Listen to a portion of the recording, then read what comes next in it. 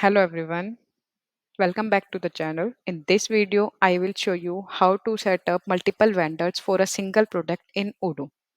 In a real world procurement, we often work with multiple vendors for the same product. Managing their details, lead times, and prices can get messy.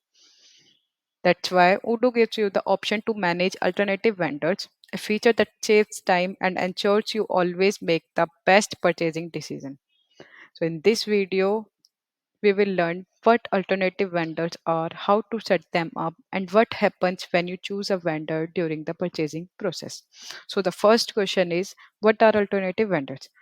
Alternative vendors are basically your approved suppliers for a product.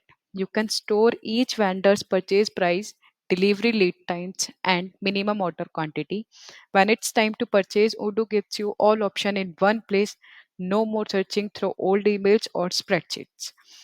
So to set up alternative vendors, go to the inventory tab first and then click on products and then products. Here, select your product and then in the product form, go to the purchase tab. Add each vendor their last known price, lead times, and minimum order quantity.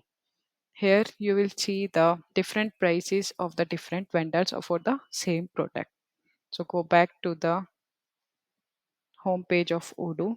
Now let's see how this works during the purchasing process.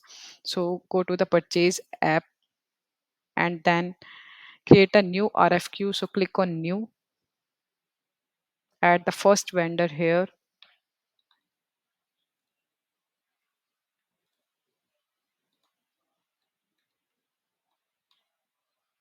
and then here click on add a product and then add the product here.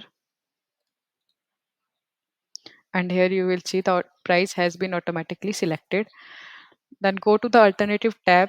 So click on this option. You will see here the create alternative and then click on this option. Select the next vendor and then click on the create alternative tab. And now click on add and then go to the alternative tab again.